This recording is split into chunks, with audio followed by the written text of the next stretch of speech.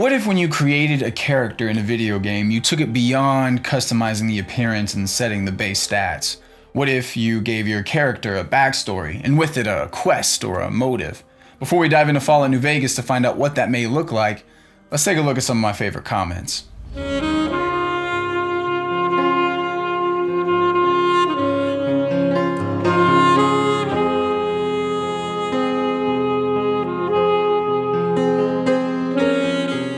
Okay, if you plan on role-playing a character, there are a few things that need to be done. First and foremost, it's important to develop a rough outline, so here's what I got down so far. Name, Silas. Class, Rogue. Alignment, Chaotic Neutral. Objective, kill James Garrett. Motive, James Garrett took everything from me and it was only right that I repaid the favor. And here's what it'll look like. Now, each of these things I've outlined will help determine how he'll be played. The Rogue class is known for being sneaky and dexterous, so automatically having a high agility is a must. I also want Silas to be relatively suave, so I'm going to sink some major pointage in his charisma. And let's say because he's from New Vegas, he believes far more in luck and chance than he does in fate. And because he's a loner, let's have him do a lot of internal monologuing to keep things interesting. Goodsprings had been good to me. It gave me a new identity, a new face, and a revitalized passion to take down James Garrett. He co-ran the Atomic Wrangler Casino in New Vegas and had cheated any lowlife that was drunk enough to stumble into his pristine establishment. Okay, so I guess he's got a little bit of a Max Payne thing going, but it shouldn't be a problem. Our first real in-game decision will be to consider how he goes about getting supplies. That facelift cost me about every cap I had left. Figured the best method for getting what I needed was by force. Okay, here's where playing to the character is important. Him shooting a random store clerk just because does not line up with his chaotic neutral alignment. So I'm going to go ahead and establish two rules here. The first one being, other than wanting to kill James Garrett, he isn't a bloodthirsty maniac. And the second one being, he won't attack anyone or anything unless it's considered self-defense. So let's go back and try this again. See, there you go, perfect. He just bought himself a silenced pistol and he left. We didn't do anything that disrupted his established personality. And the more we play to that, the more the character should take on a life of its own. Leaving Goodsprings wasn't easy. It was the only place where the drinking water was as tolerable as the people. And there I was, making my way back to New Vegas, seeking revenge against a man who was probably already dead. Outside, a nearby fire illuminated like a candle on a windowsill. It was generally a sign of good fortune, a sign of hopeless survival. The campsite belonged to a few powder gangers, a gang widely known for doing blow and blowing stuff up. Lucky for me, they didn't mind me catching some shut-eye. That night, I dreamt again of killing James Garrett. He ran for the kitchen, his body engulfed in flames as the swelling aroma of corpses and cocktails filled the casino. His charcoaled body was a worthy sentiment to everyone he had killed. The lights went out, and soon I'd wake up to freshly detonated flesh. I was familiar with the smell, just not accustomed to waking up to it. Maybe that's why I shot Snuffles later on that day. I don't know. Wait a second. He never shot Snuffles. I did shoot Snuffles, mainly because he reminded me of the naked mole rat. You know, that animal character from Kim Possible, James Garrett's favorite show. How is Kim Possible even relevant?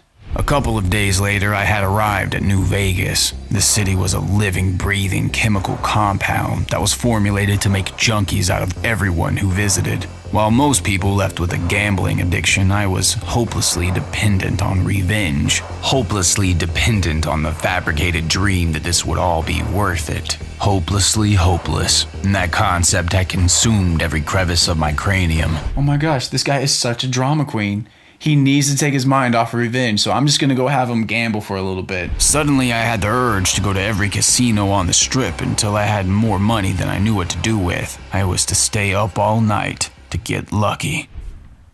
The hours fluttered away. 400 caps turned into 1,000. 1,000 turned into 7,000. By the time the sun came up, I had been banned for gambling at every casino in New Vegas. You must leave immediately. No more games for you.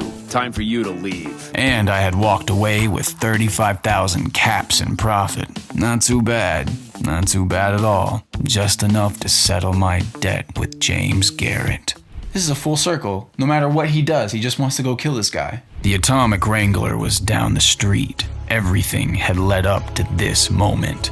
That guy who blew up, the unexplainable death of Snuffles, and that other guy whose suit I had borrowed. This entire situation reminded me of a poem. And yes, you always speak to me in sweet honesty and truth. Your caring heart keeps out the rain. Your love, the ultimate roof. I guess it had nothing to do with the situation. This was it. It was just like my dreams. I made my way behind the bar and shot the other person. And then finally, I had no moment of solitude in which to take it all in. Everyone in the Atomic Wrangler was firing at me for killing the master of the house. I figured I'd do them a favor and cut them from their addictions the only way I knew how. Cold turkey. Cold turkey. I'm done. This was not even a good story to begin with. I don't even know why I try to do things different. Baby, you're so hooked, so addicted to these games. Gamble everything only to get nothing in exchange. Baby, you're obsessed, so entranced with fancy things. So if I cut you off the only way I know how, welcome to Vegas, straight adjacent of Freeside. You can see lights illuminating each side. No time to stop and see when you're on the scene and surrounded by slot machines constantly.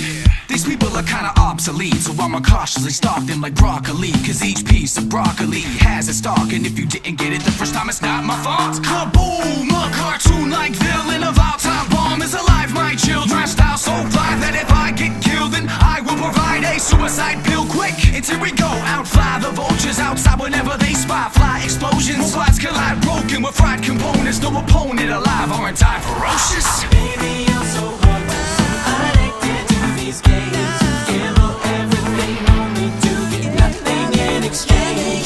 Baby, you're obsessed, so entranced with fancy things. So if I cut you off the only way I know how, count the gate. Hey, thanks for watching this video. If you're in the mood for even more of my story-driven content, check out some of these videos. A big shout out to Garrett Williamson for blessing this funky tune with his amazing vocals. You guys should definitely check out his album, The Beat Demon, on iTunes. Links in the description below. I'm telling you, this guy is so talented. I have that album. Every song in it is good. I'll go ahead and fade this out and play you guys a sample. See you guys next time. You don't know I'm here, but I'm in the zone. And I'm taking control. That yes, the beat demon.